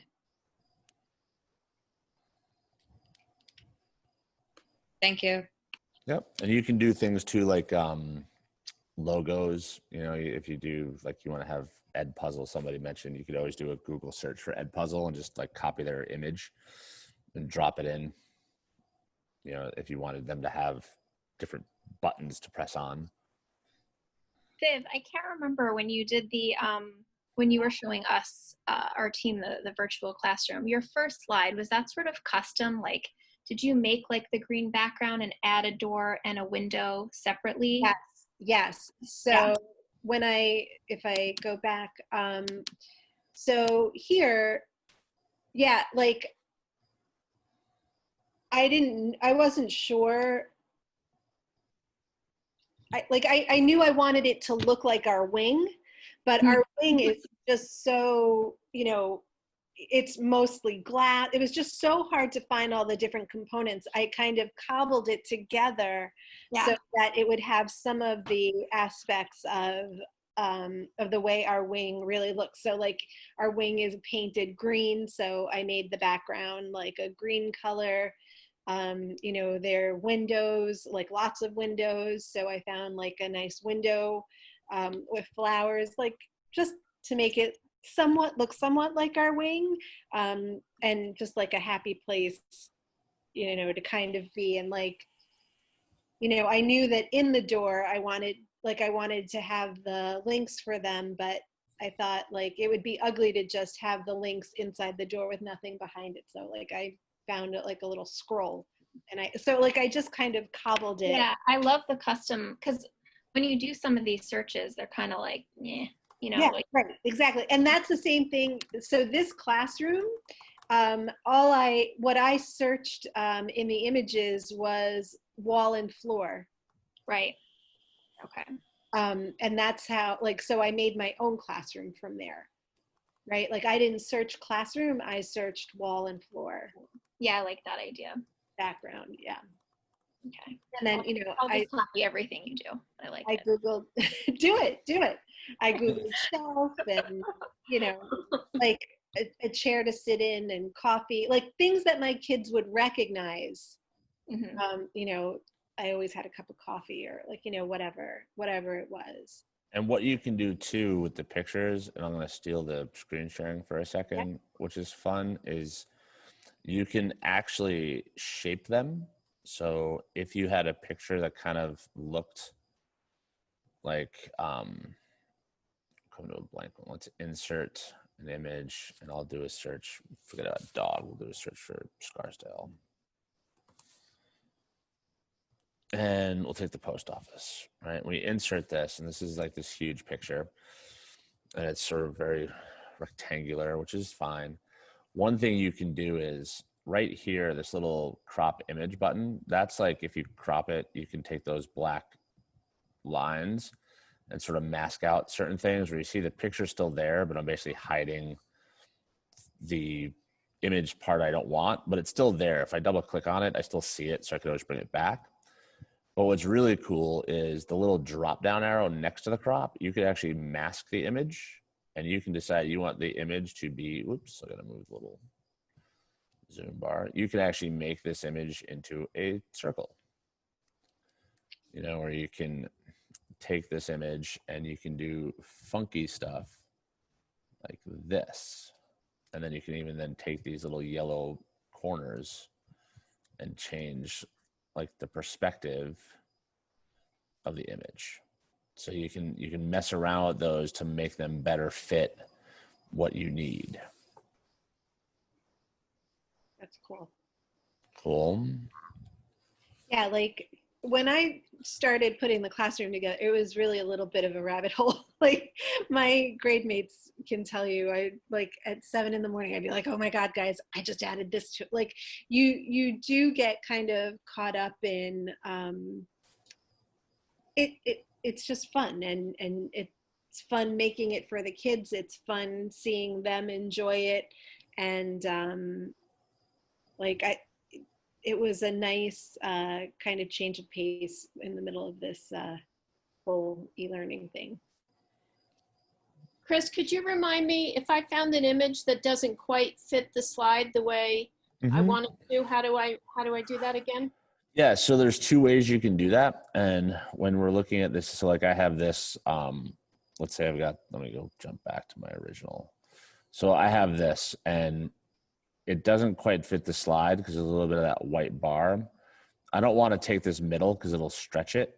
I want to take these corners. So I could take this corner and I can go up.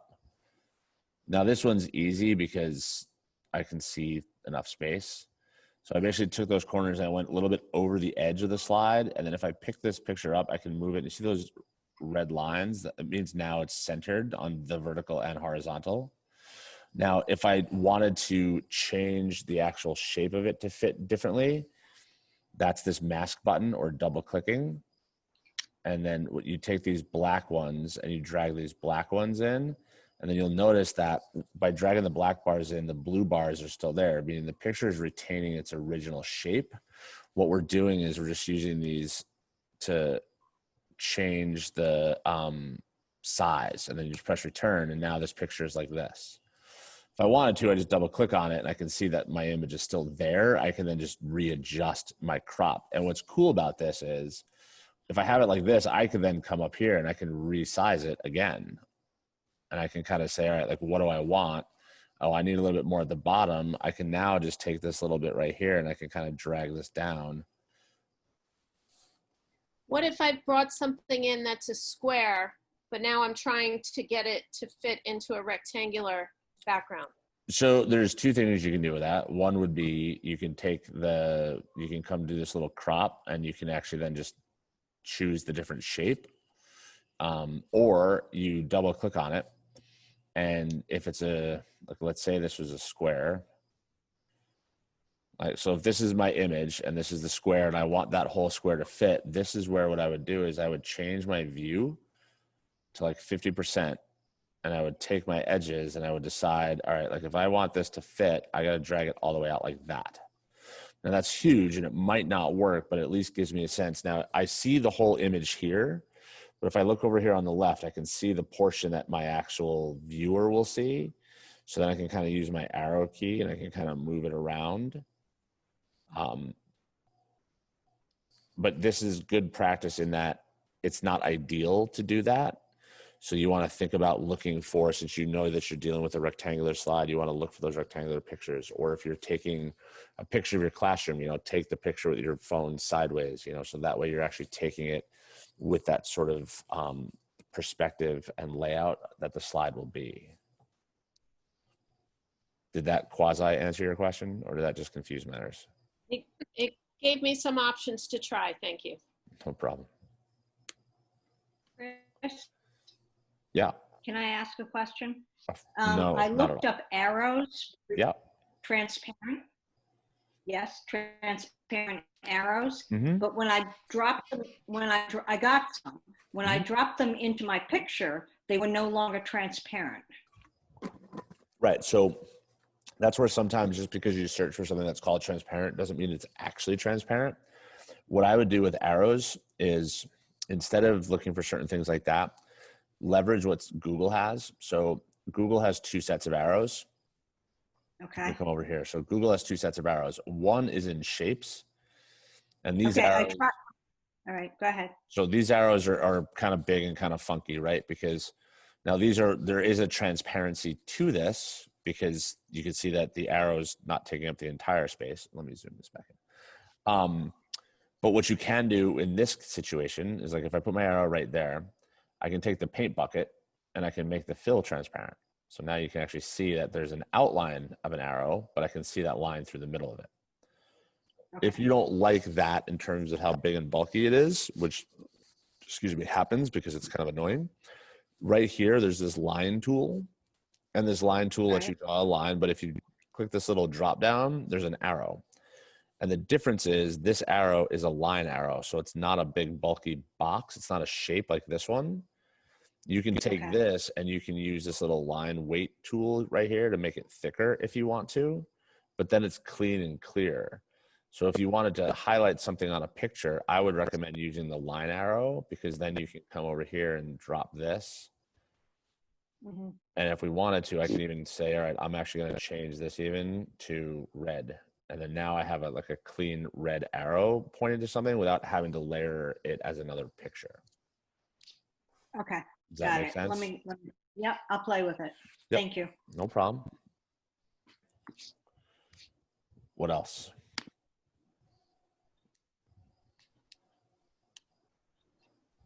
We'll give it another couple of minutes and then we'll see what brave souls are ready to share their super awesome 12-minute virtual I have classroom. another question. Yeah, what's up? If you are, so like I'm searching my Bitmojis now, and I can't remember when we did this for the moving up. Like I'm searching like standing, like just me standing. A lot of them have like standing, you know, like in this like fancy wording over yourself, and it's not just you. Is that what you crop out, Viv? It depends. Like sometimes like I would get just the image I wanted. So like I'm looking right now, like if I typed standing, right, and sometimes it would have the word above, or like sometimes you have to type in other stuff, like full body, like was another thing like I would type in. But like sometimes you just had to search, or sometimes I would just go through like the Bitmojis and find one that I liked that worked, and then like yeah, like sometimes I would crop out words if there were words, or you know, sometimes I just had to find what worked. So like it didn't, you know, sometimes the ideal Bitmoji I was looking for wasn't always there.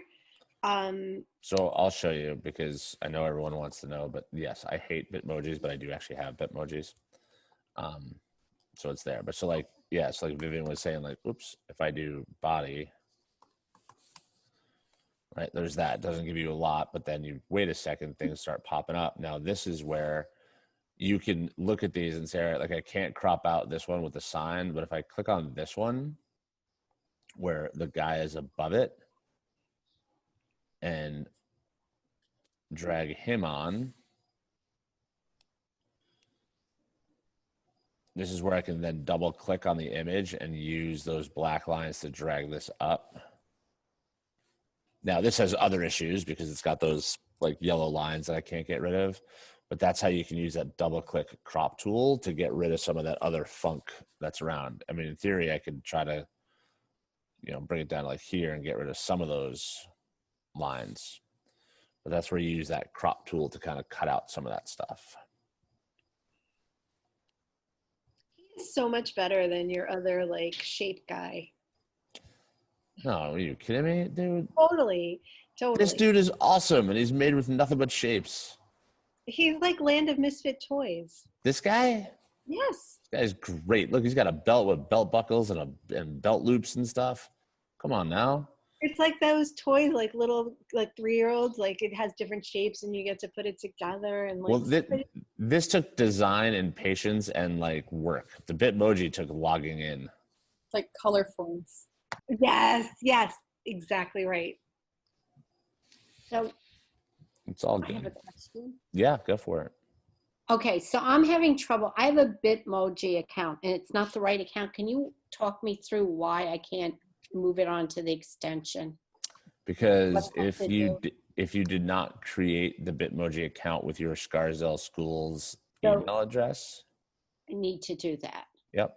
So that's why. So essentially you would just open up the Bitmoji app on your phone and log out of it and then just create a new one. And then that goes back to what we were talking about at the very beginning about like using Chrome, because the accounts, like stuff is connected to accounts. And that's why it's important to use Chrome and keep all those things in the same ecosystem. Got it. So I have to get rid of it on my phone.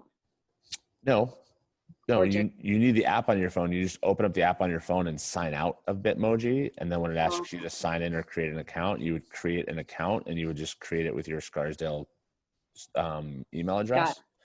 And then that way it would work. Okay, so avatar fashion. Cancel. Does that make sense? I think so. I'm trying. Yeah, no problem. All right. Who wants to throw down and show us what they've got? Any brave I don't have takers? anything interesting to show. I've just been making a lot of first pages to kind of just see like All what right. it could look like. So yeah, share your screen. Let's take a look. I mean, they're quite not pretty. And then I got caught up on Shutterstock trying to steal one of their images, and they made me sign up for a trial, and that's where I'm at right now. And then I said, forget it, because I'll forget to cancel it. So a couple of things, and then we'll sort of But I'll show you my 2 backgrounds I made. go for it. And then I'll show you some tricks for getting freebie stuff, freebie images and stuff. So I was basically, am I sharing? Yes. So like I was thinking maybe about using a classroom one. So I threw that one up there. This one is just boring. And that's when I decided to go on to like designer homepages. And I was finding all of these like really pretty rooms, but none of them were letting me get their images. But that second one is great, Deborah, because like you can make it be anything you want. Like that's how I started mine. Right. And I added a whiteboard, and I added a chair, and I added a rug, and I like. Yeah, the other ones I found though that were the Shutterstock ones, they were just kind of more modern. It was a kind of similar, but had like a little brick wall. I liked those better. I just couldn't get them. Right. They want you to pay for those. Right. So how do I get them without paying? You don't, but there are places where you can get, I mean, really, because you got to take all the free stuff, right? Because, I mean, Right. no, you don't have to. You can pay for them if you'd like. There's nothing that says you can't. But, you know, you just got to do the search in the Google. That's kind of what I'm still doing. I found a really pretty room, and I'm still just trying to find it. You can get some stuff on Pinterest, it seems like. Well, so, and here's a couple of things about, so searching things are interesting. Everyone thinks that if they go to Google and they do a search for a classroom. I was searching empty room. Right. So what happens is people come over here and go to images. Now, if they take a look at this, right, you see this set of images. Now, if I did the same search inside of here, it is a Google search, except you're going to get different results. Right. So like those are the first couple, right? Those are different results than these. Some of them are similar, but some of them are different. The reason is these are just images that are on the internet. These are not sorted or filtered by use. When you do a search inside of here, Google is filtering these as fair use, meaning that you're allowed to use them and take them and you don't got to give credit and stuff like that. They're Creative Commons fair to use. When you're in here, these are just any pictures in the world. So if you're to take one of these, it's technically stealing. There's a couple things you can do. You can look at the tools, and you'll notice there's usage rights. When you go to usage rights, you can do commercial and other licenses. These are like that allow you to like possibly, you know, licensable, like it gives you the information for like how you would use them. Like, do you have to pay? Do you not? Sometimes they'll say if you're using them for non-commercial reasons or like you're not going to edit them, like you can use them. You just got to kind of look at the license. Creative Commons are basically fair use, free use. These are the ones that are basically your built-in ones to Google. Now there's other places where you can get things because sometimes the Creative Commons stuff isn't the best. One place I like to go is the Noun Project. The Noun Project is a pretty cool place with free icons. So maybe not a coffee cup necessarily, but you can search the Noun Project for a bunch of different things like, you know, fish hooks and ears and whatever. So like there are places like that where you can find, some of them are paid app or paid icons, but there are places like that where you can search for, you know, you can even do a search for free clip art and you'll get different websites. You know, Pixabay is actually pretty decent.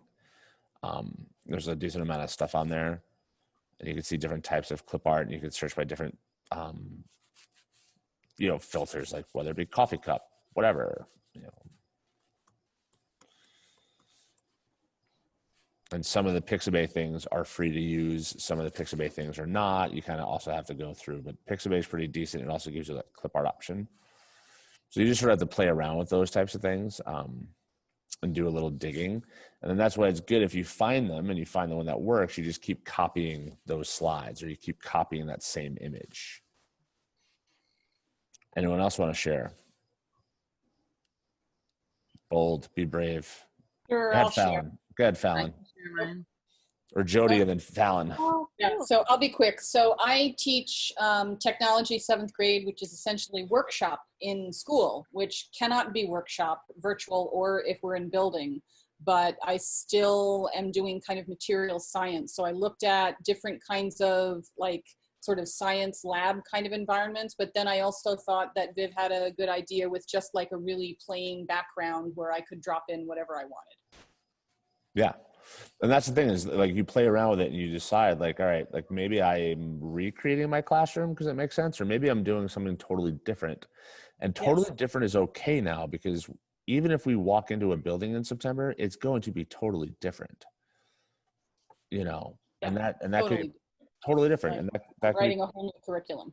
right. And that could be part of that whole learning process. Like Vivian had to teach her kids how to use the virtual classroom. So that's part of your A day or whatever. When you have your half a set of kids, you teach them how to use it. And then they go home and use it to do an assignment while you're teaching the B kids how to use it and so on. And that's how you kind of like create this new reality, which is a new reality that we're living in.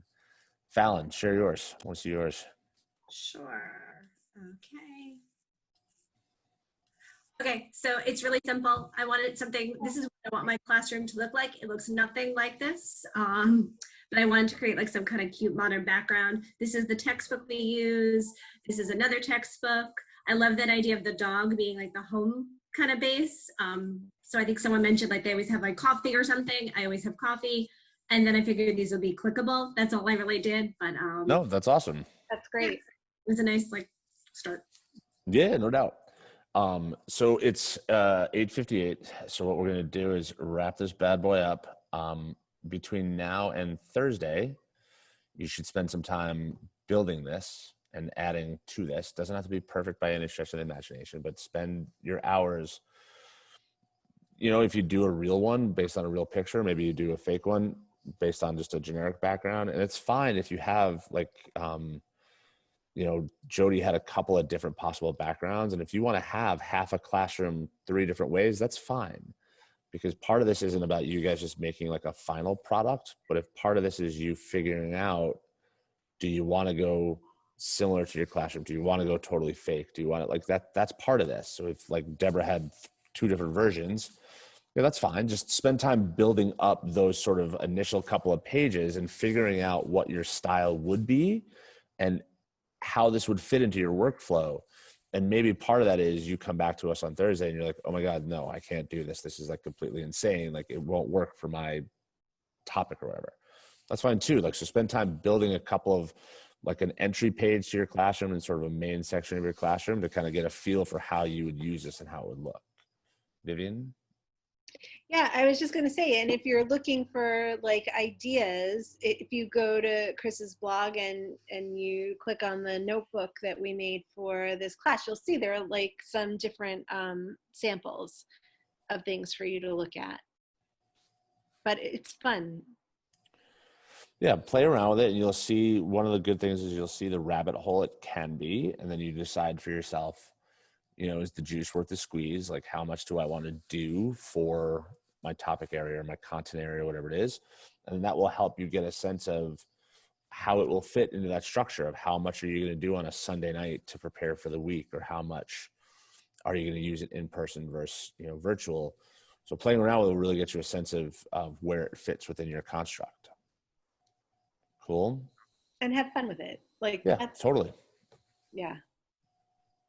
Yeah, play around with it. Like we said, it doesn't have to be perfect, and it doesn't even have to be the one you use. And if you have 2 versions of the same classroom, 2 different ways, like Jody and Deborah had, like that's fine too. Because that's the thing is we all have to find our new sensibility, our new vibe, like our new style in this new reality of like how we would set up a classroom, a virtual classroom, like the hybrid, whatever it may be.